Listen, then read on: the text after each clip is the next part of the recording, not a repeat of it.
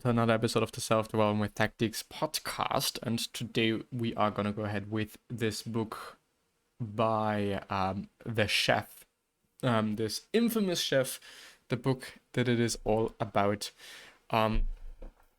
Productivity, being faster, being better, doing better, being smart, being whatever. I do hope that the quality is fine. I have discovered yesterday that it is, there's no major issue with me not doing any post-production, which was primarily for the audio, or actually just only the audio. The question that I'm now, it should be there. I just have to double check that really quickly. Also, I think the mic should be fine. I'm not seeing it there. Hello? Yeah. It should be that. And let's have a look at the filters. Edit filters. Yes, everything should be good. Everything should be nice. Let's have a look. It was from the Nat Eliasson site. And I think that I do also remember the title of it. Let's go to productivity really quickly. There we go. Work Clean by Dan Charnas. Everything in its place. As I said, and I'm also going to show you there in a second. Window. There we go. There's also a podcast episode by him. So if you want to listen to, well, I would assume the text that I am also going to read there, then you can definitely also do so. What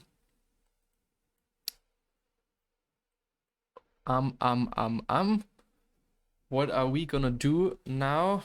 What am I willing to do now? Because I'm doing multiple things at a time again. I think that we have stopped with ingredient 3, cleaning as you go. So we're gonna go ahead with ingredient 4, making first moves. The first moments cost more than the latter ones. When a task in the present unlocks a cascade of work that other people do on your behalf, on our behalf, the worth of process time increases and becomes harder to measure. There are two kinds of work. The first is hands-on, immersive and creative, like writing or designing. This is solo creative work that is usually your most important work. Saying that design work is solo is a very difficult thing. Every major creative field, and I'm not talking about authors, and I wouldn't say that this is like big in comparison to advertising or graphic design, architecture, object design, industrial design, and whatever. Multiple people are working on one thing. So it definitely is group work, as I would consider it to be. I really dislike group work most often.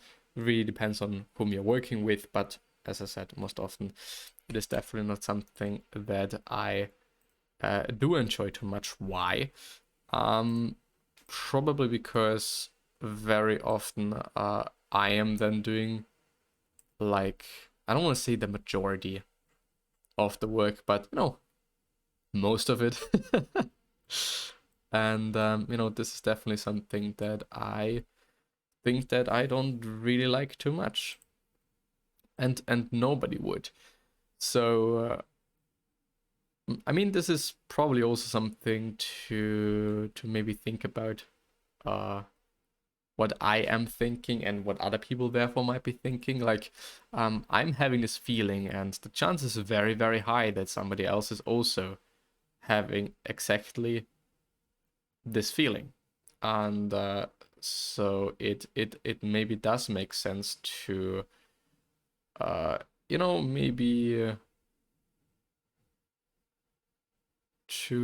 maybe work on that, and make sure that you are not this person that would be pissing you off if you were working with that person, so to speak. I think definitely something to keep in mind, and definitely also something to think about. Because I mean, nobody wants to. You don't want to be this person, I'd say. You really don't want to.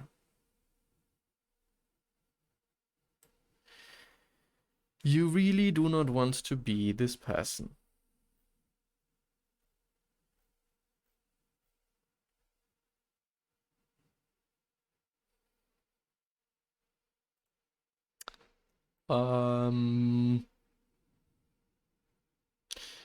Then there's the other work. This seems less important since it is more. Oh no. But there's also hands-off process work that enables other people to do work.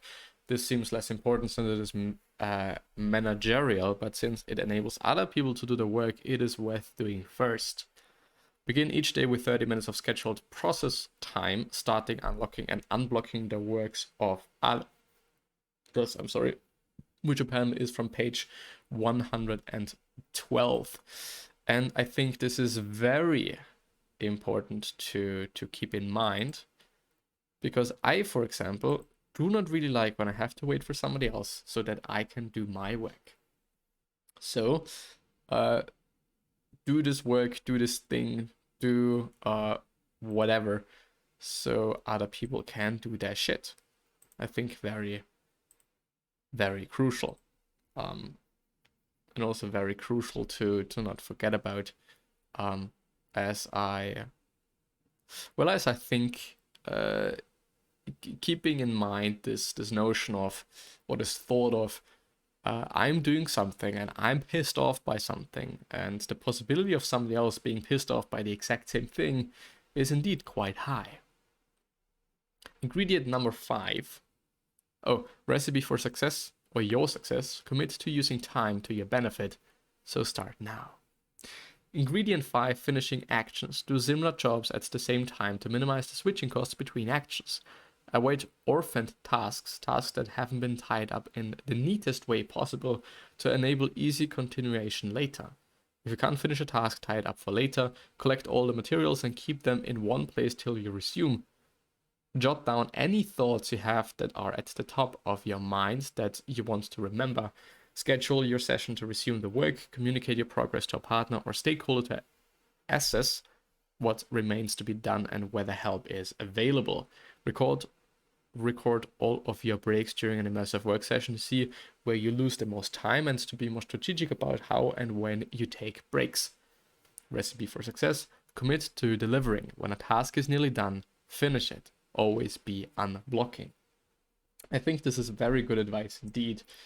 And I'm just having a look at my 3D printer that I might be stopping for a second.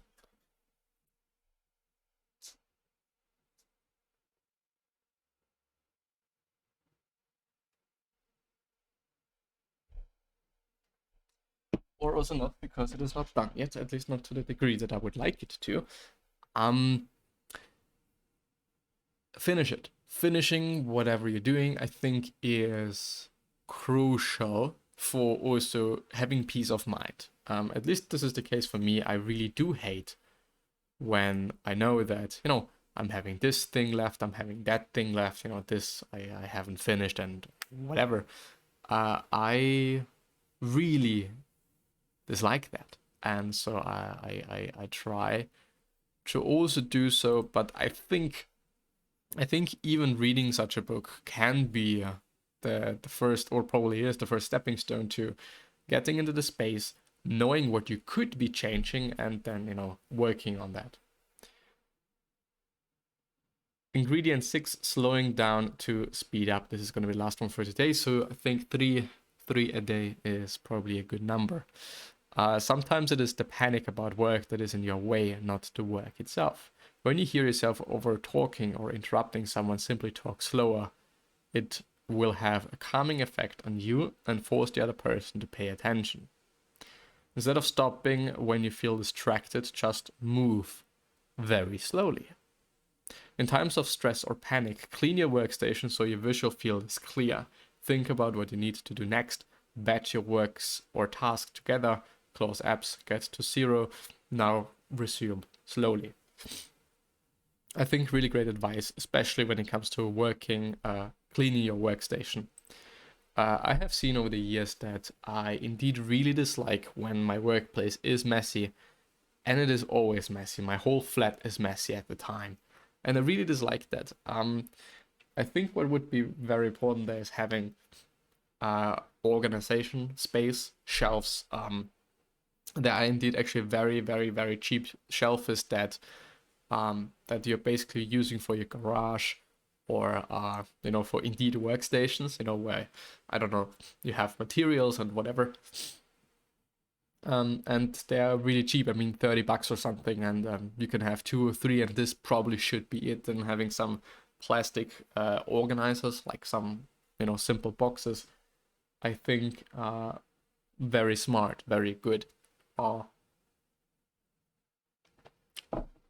yeah, I think, and I have also seen that this is indeed quite important, and moving slowly, but you're moving, I think, is also good for peace of mind. I need to get things done in a day, and I really feel bad when I'm not able to get these things done. Recipe for success: commit to working smoothly and steadily.